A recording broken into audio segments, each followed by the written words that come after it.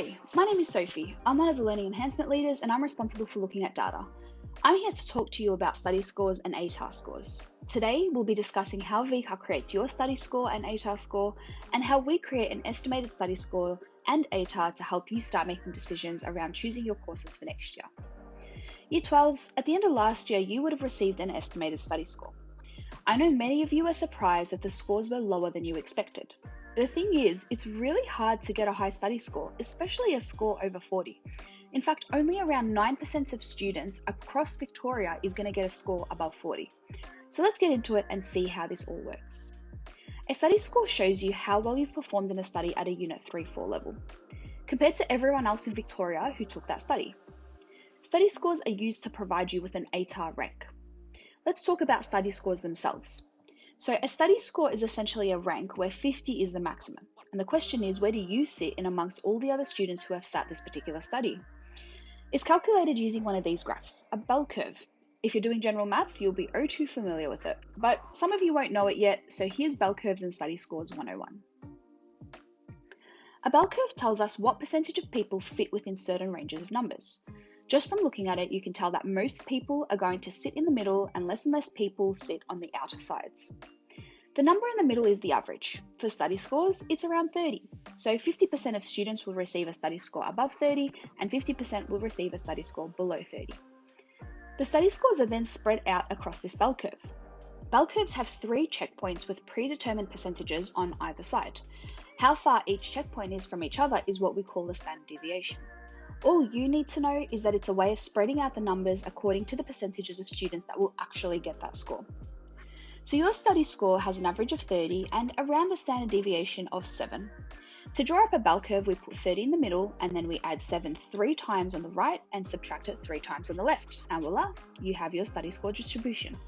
And yes, I know 44 plus 7 is 51, but the highest score you can get is 50. So we're just going to leave it at that just so that we can be accurate with study scores.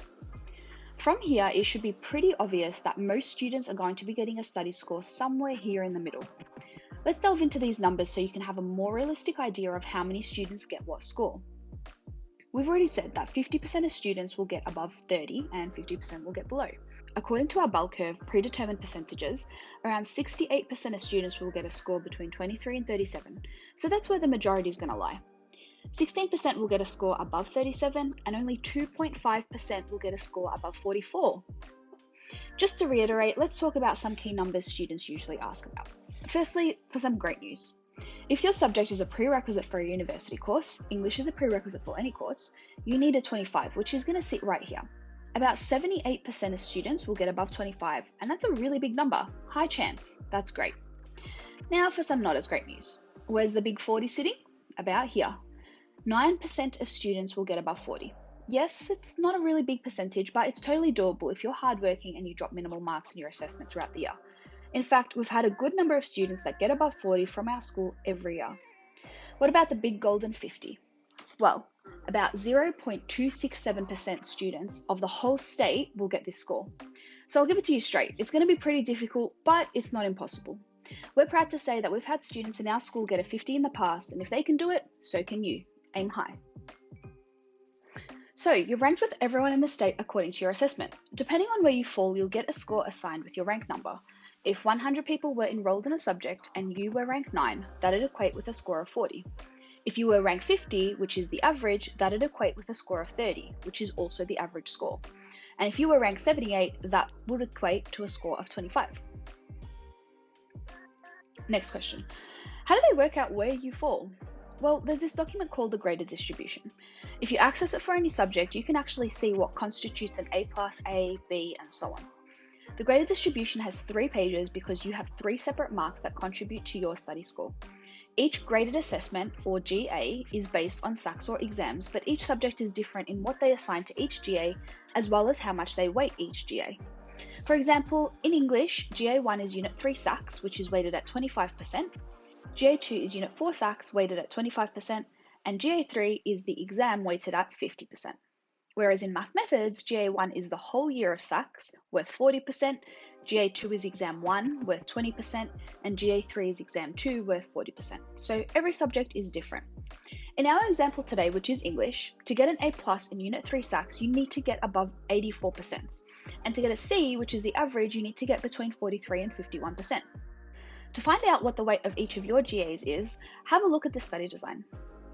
Once VCA have calculated each of your 3 GAs, you will be ranked against the other students and given a score. Usually 3 Cs gets you around a 30, 3 As will get you around a 36, and nothing under 3 A pluses will get you a 40 or above. But again, it's different for each subject and depends whether you have a high C or a low C, a low A plus or a high plus. It's pretty complicated. Also, VCA can sale your SACs depending on the rest of the state. There's just too much to talk about here, but I'm just trying to explain the gist of it. To summarize this document, looking at this graded distribution chart will help give you a realistic idea of what your grades equate to and how much you might need to improve in to get your ideal score. So, once VCA have figured out your grades, correlated it with the rank and study score based on your cohort, then you will get a scaled score. This is based on some calculation VCA do on how complex the subject is so that it's fair as possible across all subjects.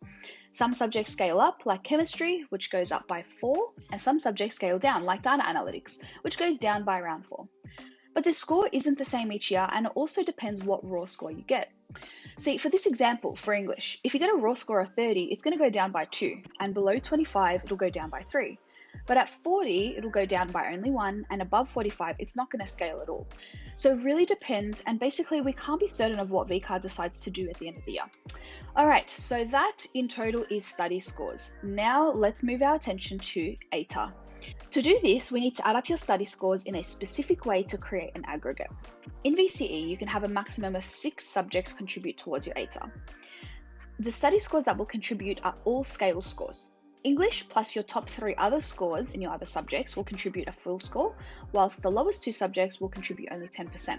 So say that you've taken these 6 subjects, and these are your scaled scores. English 30, General Maths 35, Math Methods 32, Psychology 37, Health and Human Development 31, and TE 33. What we do is we put them in order, and English is always going to be at the top. So now we've got English, Psych, General, PE, then Methods, and Health and Human Development. These 4 are what will be your top 4 and will contribute 4 scores. These 2 are in your bottom 2 and they will contribute only 10%. So in total, the scores that are contributing are 30, 37, 35, 33, then 3.2 and 3.1 because that's 10% of the original scores. Now what we would do with all of these is we add them up. This number is called your aggregate and that adds up to 141.3. Everyone gets an aggregate and then the aggregates are all ranked from highest to lowest. And finally, we turn over to this table, which is the aggregate to ATAR table. So based on the range that your aggregate falls in, you will be assigned a certain rank. So our friend who received an aggregate of 141.3 will receive an ATAR of 83.25. That's pretty good. So this is how your ATAR is calculated. I'm sure you still have loads of questions, so at the end there'll be a link to a Google form where you can put in any question. We'll have future question and answer sessions to answer everything that you may ask. At the beginning of term 3, Year 12s will be receiving an estimated ATAR, and at the end of the year, Year 11s will receive an estimated study score. Our formula is not going to be as precise as VCA, of course, because we don't have access to the whole state, but we're going to do our best to try and estimate your study score and ATAR based on our previous study scores and ATAR at this school. This is going to be based off of the Unit 3 SACs and trial exams for Year 12s. Yes, you heard that correctly. Your score on your trial exam will help you form your estimated study scores, which means to get a proper idea of what your score will be, you're going to need to put in effort into these upcoming trial exams and give it your best shot. Otherwise, your scores just may seem lower or just inaccurate compared to what it'll actually be. I'm going to give you a quick overview of how we do it, which is based on how VCA do it. So first of all, we get this thing called a Z-score. It's from the Teacher's Marks book where they put in all the assessment. The Z-score is a number from -3 to 3, which is basically just a number that has ranked you in amongst the cohort. And it tells us where you sit on the bell curve. So if you get a 1.5, you're sitting over here. If you get a -2, you're sitting over here. And that's just a rank compared to everyone else. Then we convert the Z-score to the study score bell curve that I showed you earlier. So if your score is 1.5, you're going to get about a 40. But if you get a -1, then you'll get a study score of around 23. Then we will scale your score according to that scaling spreadsheet I showed you. So your score will either go up or down, or it might even just stay the same. Then we're going to order your subjects from highest to lowest, and English, remember, is always in the top 4.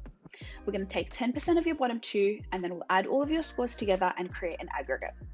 Finally, we're going to go to that aggregate to ATAR spreadsheet and find where your aggregate sits. Then we'll assign you the correct ATAR score.